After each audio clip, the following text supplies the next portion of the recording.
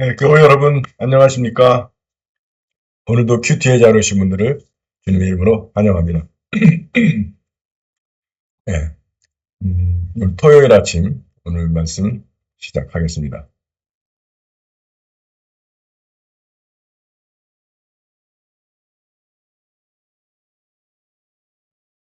아이고.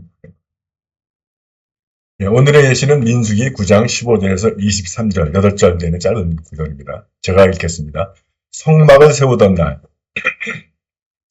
구름이 증거의 장막, 곧 성막을 덮었다. 그러나 저녁이 되면 그 구름은 성막 위에서 아침까지 불처럼 빛났다. 그 구름은 그렇게 성막을 늘 덮고 있었으며 밤만 되면 불처럼 빛났다. 이스라엘 백성은 그 구름이 만남의 장막에서 거쳐 올라간 후에라야만 길을 떠날 수 있었다. 그리고 그 구름이 내려와 머무는 곳에 진을 쳤다.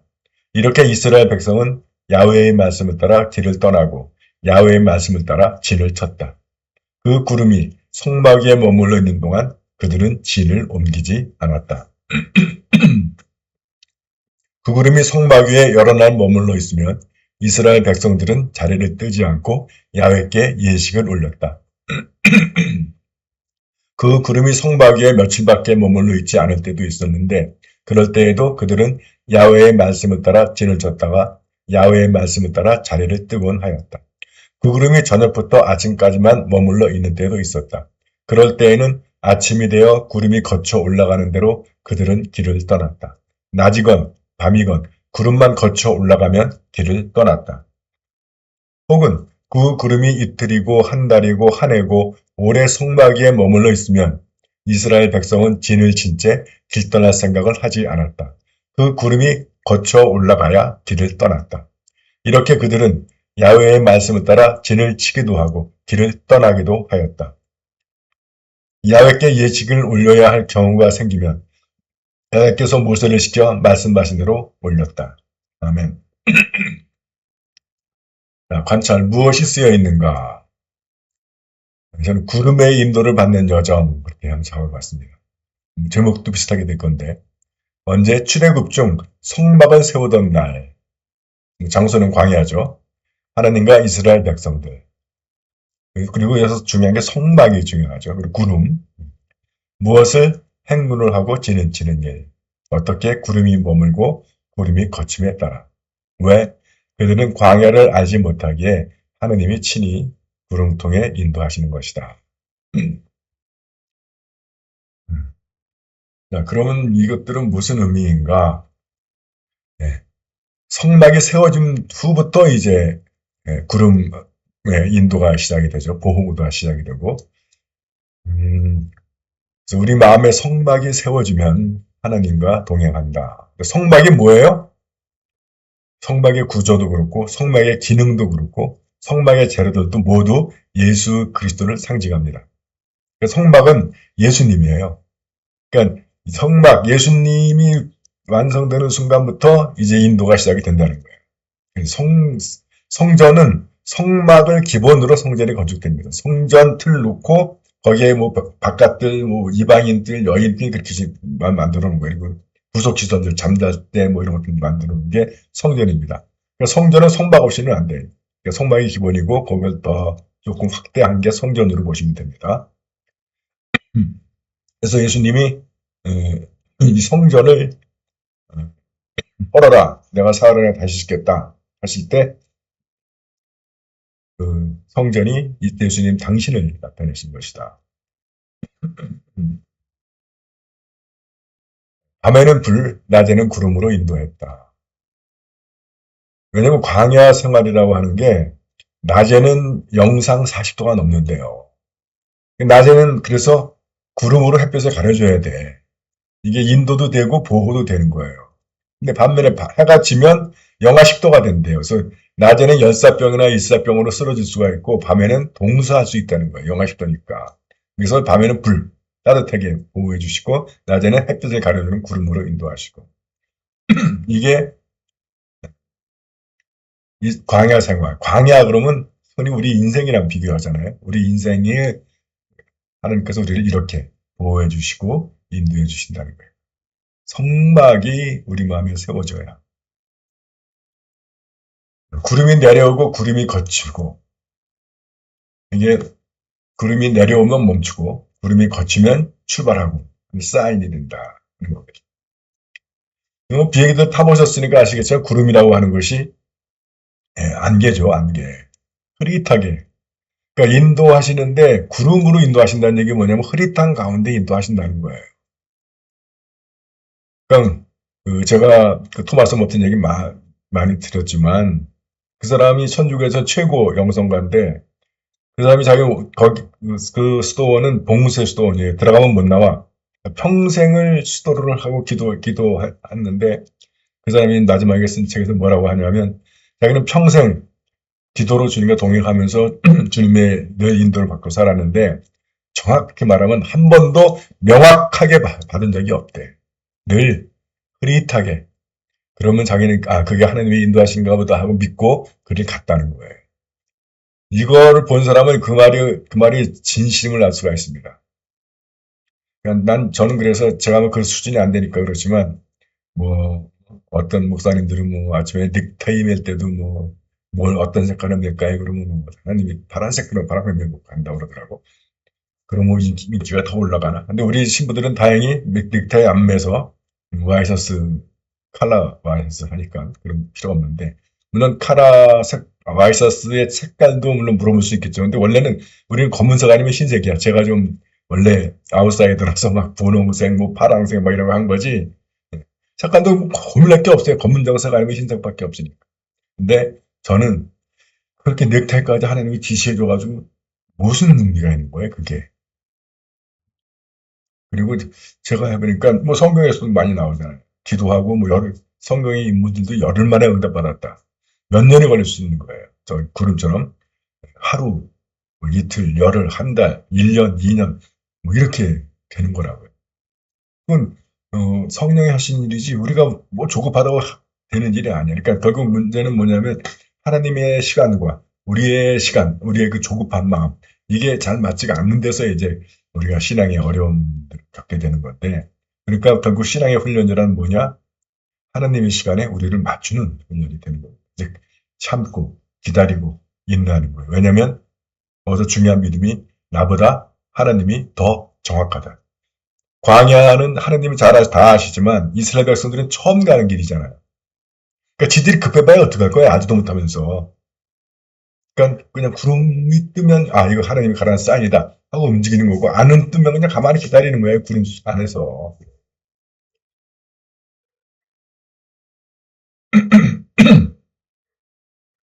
때로는 하루, 한 달, 1년을 머물 때도 있었다. 그동안 기다리며 하나님을 예외했다. 적용 그것은 내게 무슨 의미인가? 그리스도를 내 안에 모셔 내 마음에 성전을 세우고 주님과 동행하는 생활을 하자. 원래 이 적용은 이렇게 끝나야 돼요. 뭘 하자, 뭘 하겠다 이렇게. 근데 전 여러분들을 염두에 두기 때문에 질문식으로다가 계속 문제를 뽑아내는 그 3번을 뽑아내는 건 잘못되는 거예요, 사실은. 동행하는 생활이라는 것이 뭐냐면 회개, 깨끗해야 되고 헌신, 말씀, 성찬, 순종. 이게 성곽의 구조도 이래요.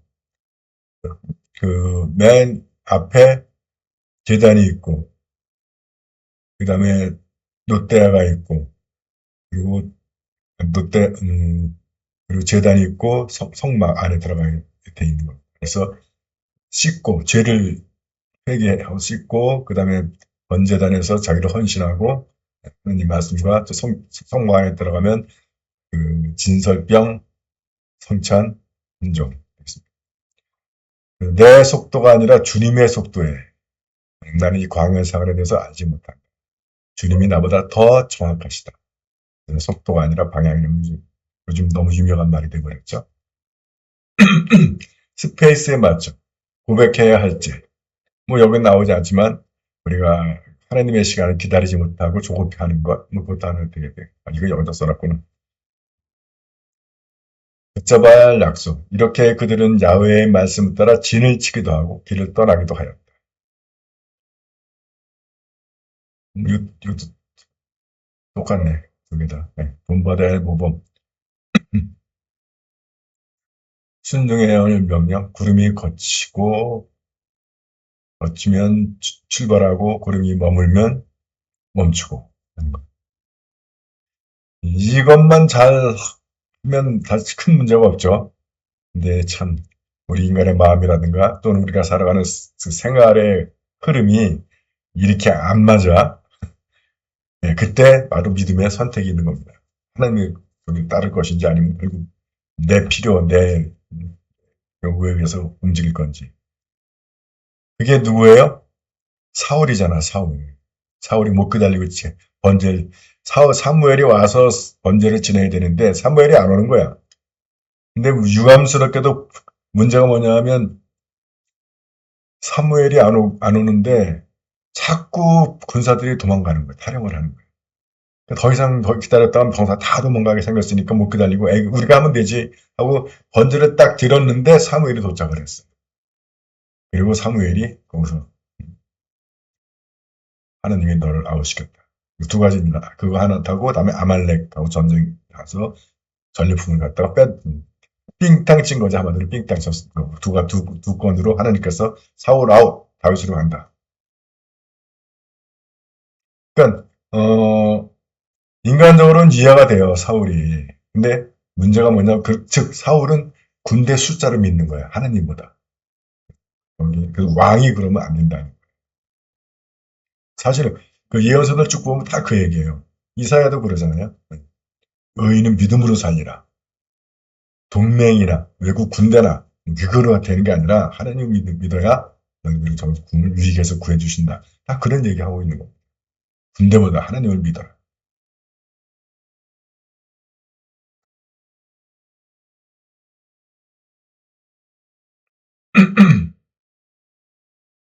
ABCD에 맞춰 제목 여러분은 어떻게 잡고 싶으십니까? 저는 주님과 동행하는 광야 생활, 감명 깊은 구절. 이렇게 이스라엘 백성은 야훼의 말씀을 따라 길을 떠나고 야훼의 말씀을 따라 진을 쳤다. 보존되는 말씀, 그 구름이 거쳐 올라가야 길을 떠났다. 쭉 아까 말씀드렸죠. 이거를 기다리는 게 내가 원하는 시간을 거쳐 올라가면 얼마나 좋겠어. 근데 그렇게 안 된다는 거예요. 이게 도전이 되는 거죠. 내가 이렇게 기다릴 수 있을까? 중요한 거죠. 그 구름은 그렇게 성막을 늘 덮고 있었으며 밤만 되면 불처럼 빛났다. 덮고 사실 그 개혁성에서는 불기둥이라고 되어 있는데 공동번역은 불처럼 빛났다고 되어 있어요. 근데 이 광야 생활을 이해하면 불기둥으로 해석하는 게 맞는 겁니다. 그래서 이 성막은 이스라엘 백성의 한가운데 있어요. 예수님은 우리 삶의 한가운데 계시는데 우리 마음의 한가운데 모셔야 한다는 사인이죠.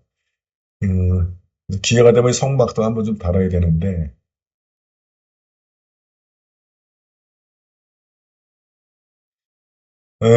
오늘의 과제는 빌립보서 2장 1절부터 18절까지의 말씀입니다. 바울인 잘 아시는 대로 신학성경에서 제일 많은 책을 썼죠. 그래서 그걸 세 부류로 나누는데 목회서신, 공동서신, 옥중서신 그렇게 부릅니다. 목회서신은 뭐냐면 목회적 목적을 위해서 잘 아시는 대로 뭐 디모데서, 디도서 뭐 이런 책들이 목회서신, 사도로서 바울이 디모데에게 목회에 대한 것들을 알려주는 그런 서신이에요. 그다음에 옥중서신 대부분이 이겁니다. 감옥에 갇혀있을 때 쓴 책이에요. 빌립보서도 옥중서신입니다. 그리고 두가 다 포함하는 걸 공동서신이라고 불러요. 근데 빌립보서 2장의 주제를 많은 학자들은 기쁨이라고 해요.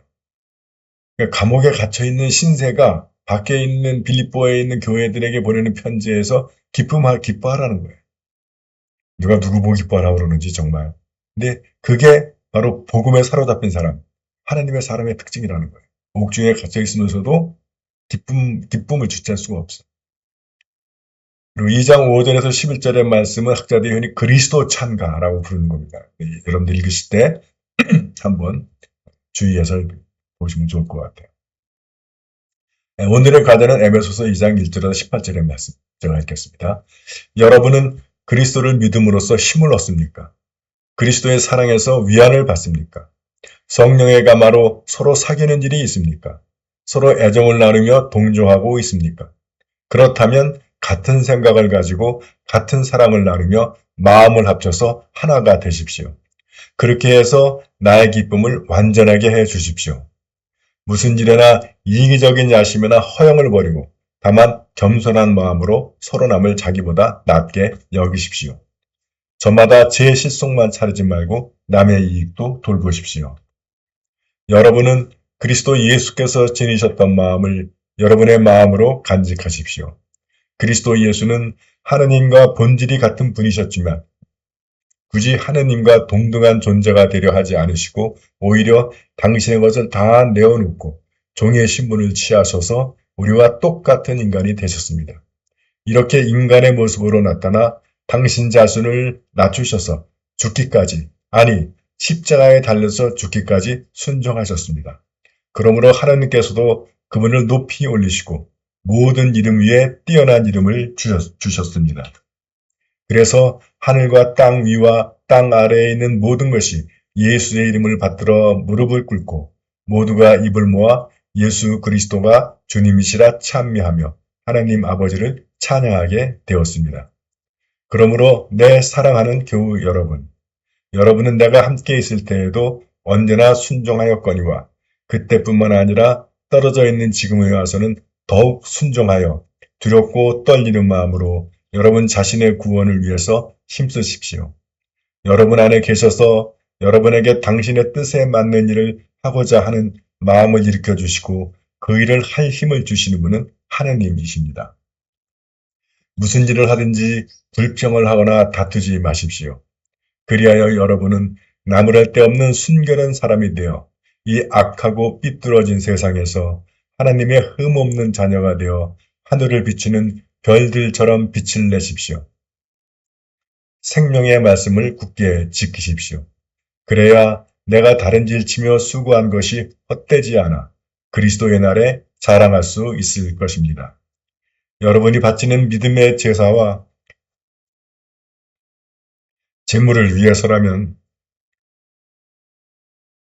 나는 그 위에 내 피라도 쏟아 부을 것이며 그것을 나는 기뻐할 것입니다. 아니, 여러분과 함께 기뻐할 것입니다. 그러니 여러분도 기뻐하십시오. 나와 함께 기뻐하십시오. 아멘.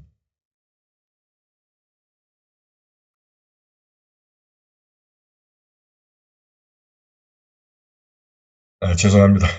그 마지막 부분 읽으면서 울컥했는데, 제가 그 바울 사도 제일 부러워하는 부분이에요. 자기 교우들을 위해서라면 내 피를 쏟아 부을 수 있다.